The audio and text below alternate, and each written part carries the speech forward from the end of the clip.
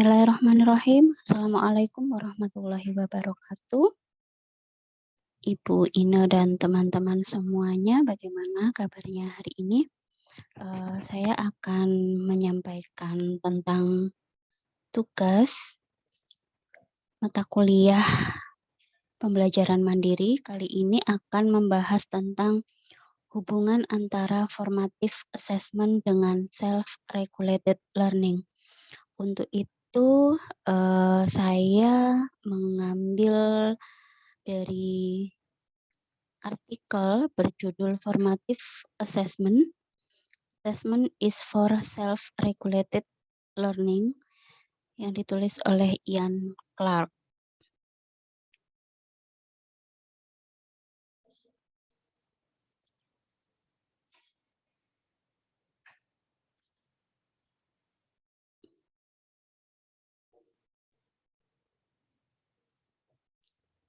Oke, ini jurnalnya. Formative Assessment. Assessment is for Self-Regulated Learning.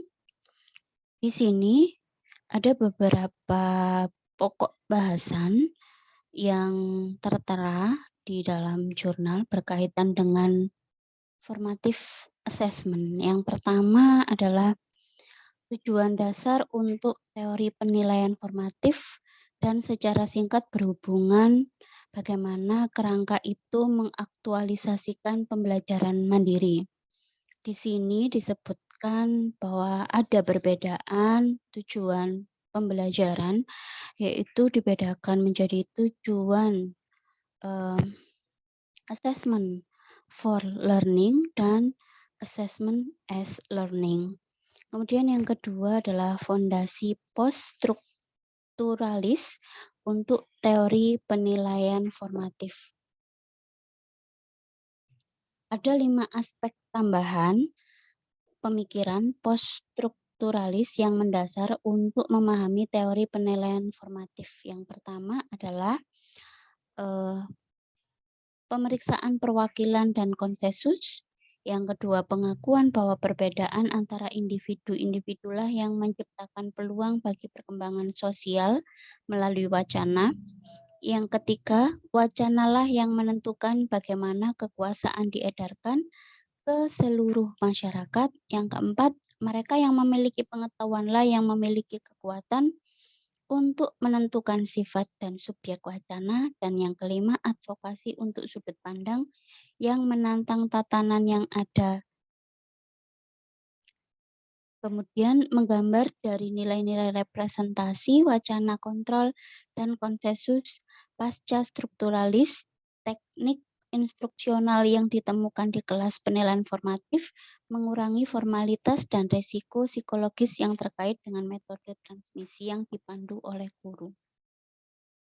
Kemudian di jurnal ini juga membahas tentang elemen-elemen utama dari umpan balik meliputi formatif, sinkron, dan internal yang bila digabungkan akan membentuk inti penilaian formatif. Tujuan umpan balik formatif adalah keterlibatan mendalam siswa dalam strategi metakognitif seperti perencanaan tujuan pribadi, pemantauan, dan refleksi yang mendukung SRL dengan memberi pelajar kekuatan untuk mengawasi dan mengarahkan pembelajarannya sendiri sehingga pembelajaran tersebut dapat menjadi pembelajar yang lebih berkomitmen, bertanggung jawab, dan efektif. Kemudian yang keempat, tentang penilaian formatif berbeda dari bentuk penilaian lainnya dan bagaimana perbedaan tersebut mendorong SRL. Jadi penilaian formatif adalah bentuk penilaian yang sangat berbeda yang tidak seperti bentuk lain, mendorong akuisisi strategi SRL di antara peserta didik. Sejumlah penelitian yang relatif baru telah mengkaitkan penilaian formatif dengan SRL secara langsung.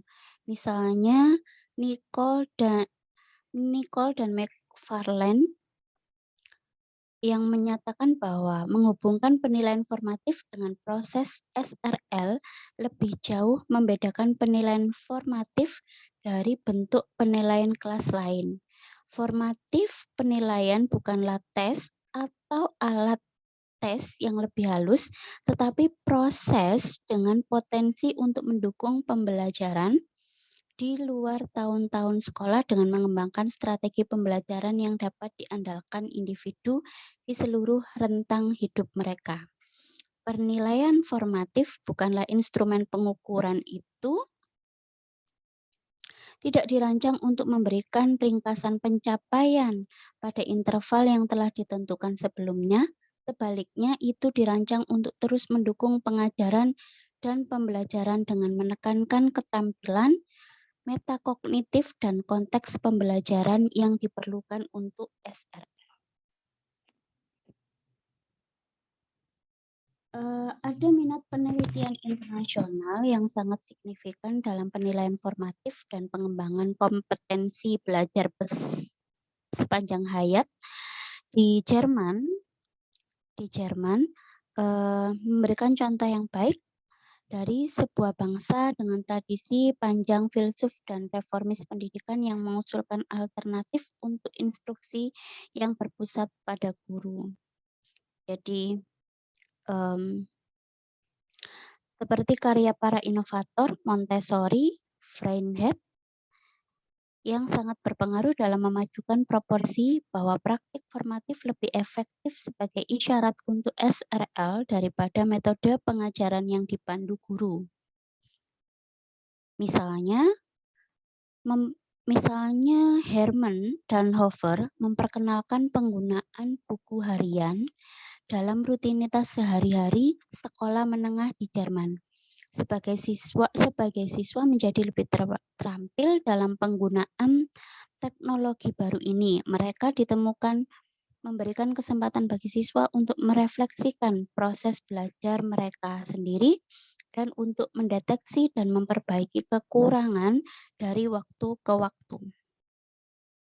Buku harian dengan demikian berfungsi sebagai alat untuk belajar mandiri dan mengatur diri sendiri.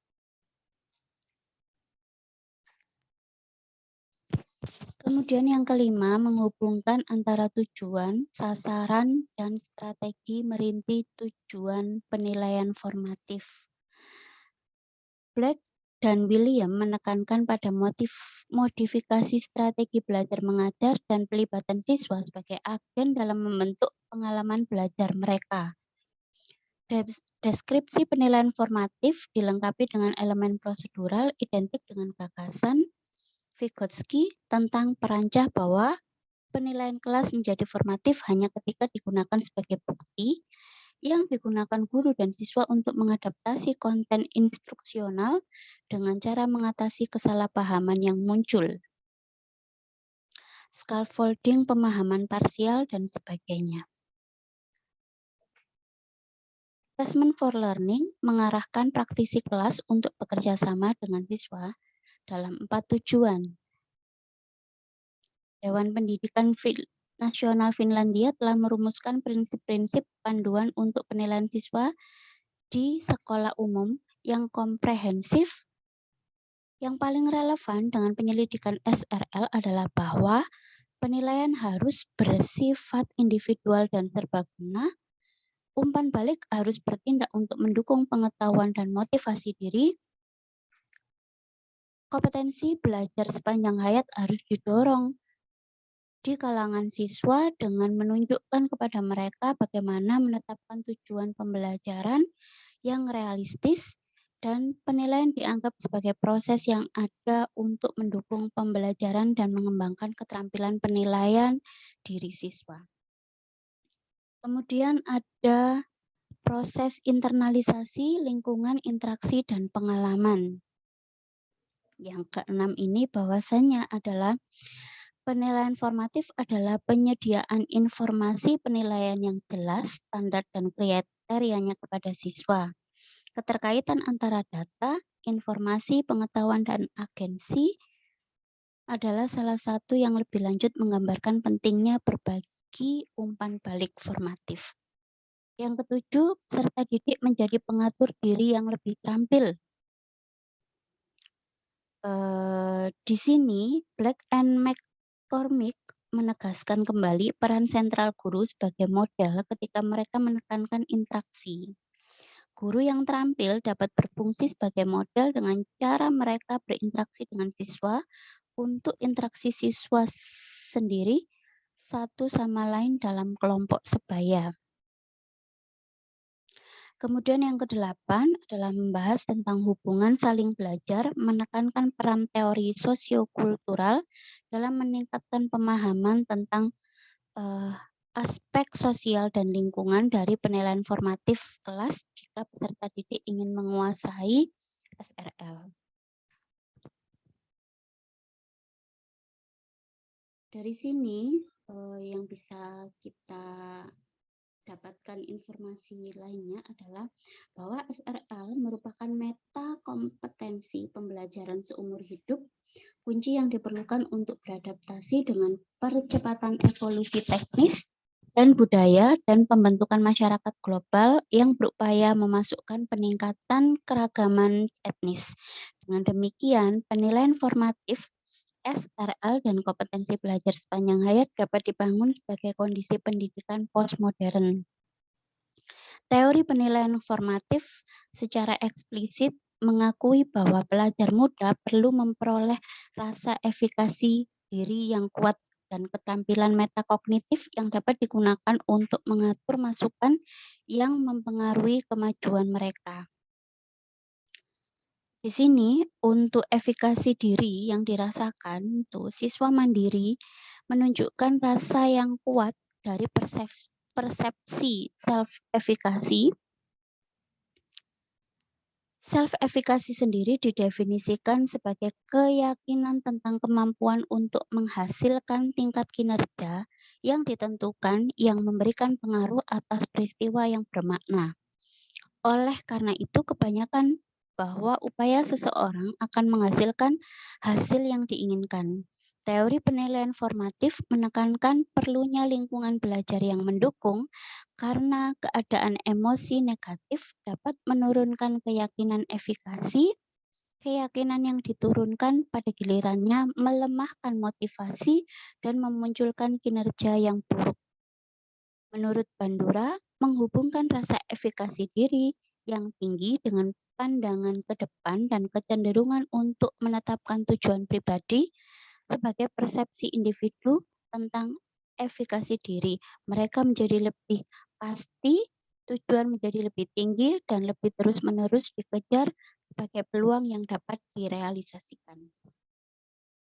Tujuan penilaian formatif sepenuhnya sesuai dengan perspektif Bandura bahwa tujuan dasar pendidikan adalah untuk membekali siswa dengan kemampuan pengaturan diri yang memungkinkan mereka untuk mendidik diri mereka sendiri.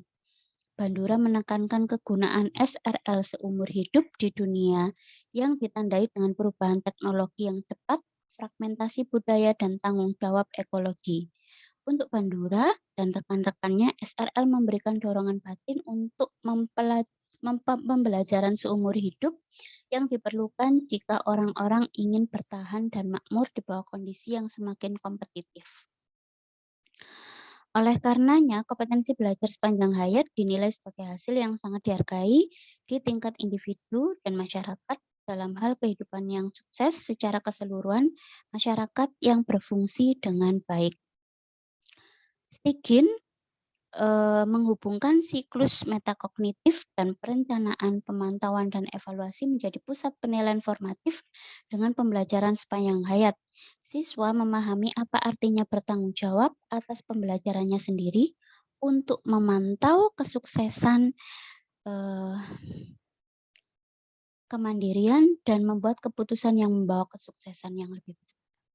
Demikian review dari saya terkait dengan hubungan antara formative assessment dengan self-regulated learning. Mohon maaf apabila ada salah dan kurang. Terima kasih. Wassalamualaikum warahmatullahi wabarakatuh.